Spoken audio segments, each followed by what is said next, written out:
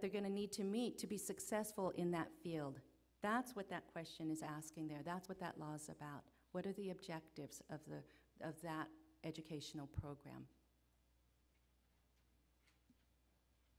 Another question that came through, it's actually number 5 on our educational form, asked us to please clarify and I believe what we were requesting really wasn't clear.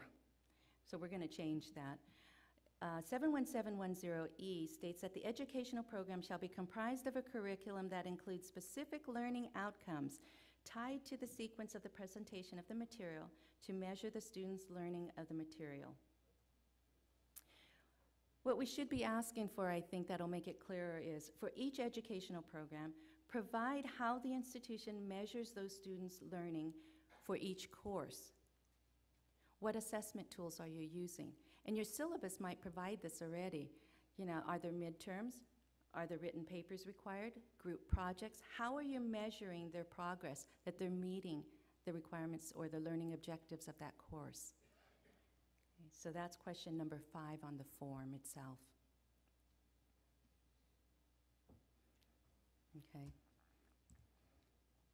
And then again, I wanted to put this up here because there seemed to be a little bit of confusion between 71710 and 71715. The questions related to 71710 are about the educational program. Section A is program objectives, which we went over, the snow cone analogy. B is logical sequence of courses, and you all have that, what courses there are for that educational program. C, syllabus for each course. D, for degree programs, they require research. That is most likely in your syllabus, in the syllabi for the courses, so that may answer that question. E, measure students' learning. Again, that could be in your syllabi. 71715 is instructions, is all based on instruction. Instruction shall be the central focus. Instruction leads to achievement of course objectives. Again, that could probably be answered with your syllabi. It shows that the course objectives are progressing. We'll have this information up on the website too, so as you get those of you that haven't received your letters, and this is kind of floating up here and you're not quite sure why I'm coming up with all this, your questions will come up when it's your turn. Okay, another form that's included is faculty minimum requirements. Let me skip past this part.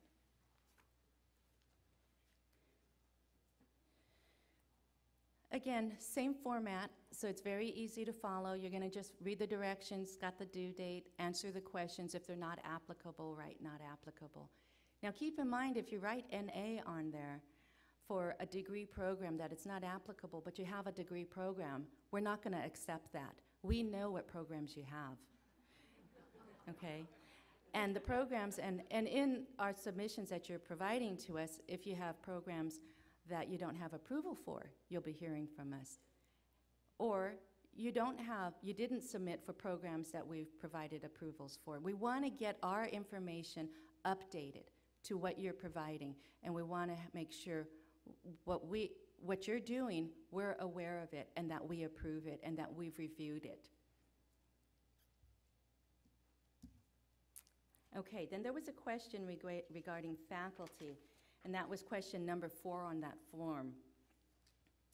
They were wondering, wanted it clarified, if they just give a job description for the position or employment contracts, will that answer that? Possibly. We asked for the policy, but employment contracts, job descriptions may be adequate. But what we're looking for is that you're hiring faculty that meet the minimum requirements. Okay, and so for degree programs, the faculty requirements are 71720. They're within that area.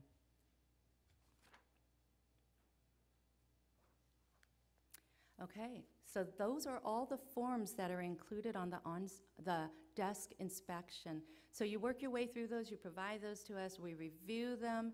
If we find deficiencies or something's not clear, you'll hear from your analyst. We ask for another submission. And then anything outstanding after that, we'll move on to the on-site inspection also. But the on-site inspection has its own whole slew of stuff that we're still inspecting. Okay, so I want to move to give you the overview of the on-site, and then we'll go into a little more detail. Okay, the second step of the process. You'll get a call from your inspector. Very well may be someone different than who was doing your desk inspection. And in most instances, it will be. Right now, we're using our field inspectors to do the desk inspections also, just because they don't have anywhere to go yet. But as soon as, once we really get busy here, and we're getting busy really fast, and they got the schools to show up at, they will no longer be doing the desk inspections unless to help out with overflow. So you'll have two different people, new person. That person will call you and give you at a minimum 7 days notice for your inspection. And that's in law. Okay, they'll explain what you can expect, and they'll send you a confirmation letter. And in that confirmation letter, there will be a preparation list, what to do to prepare. Okay, and to prepare for the on-site inspection, before that inspector arrives, we're going to ask to have a private room available so that they can set up their laptop. They can do their work spread out. And in that room, we're going to ask for some information to be placed in there for us. We're going to ask that you not schedule exams during that day or take field trips.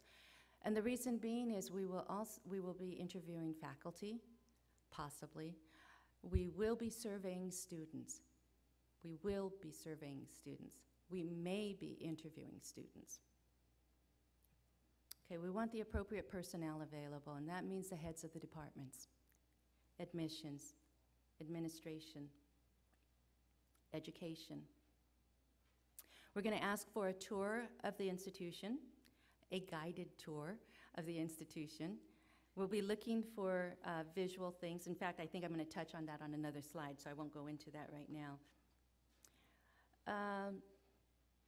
The documents that we ask to be placed in the room, and I'm going to quickly go over the list that's included with that letter. We're going to ask for a map of your institution if it's large. We're going to ask for your org chart, class schedules, list of current instructors broken down by program, list of all your current students broken down by program, list of graduates within the last 24 months, list of all your drops and terminations within the last 24 months. We're going to ask that a copy of the school catalog and enrollment agreement are also in that room. All your advertising and promotional materials for the last 5 years. And it sounds long, 5 years, but that's what's in the laws, so that's what we ask for. Your administrative manual that includes policies, procedures that we may need to look at. Your most current quarterly STRIF assessment payment, if it's different than the ones that were submitted to us previously, and a list of your current faculty.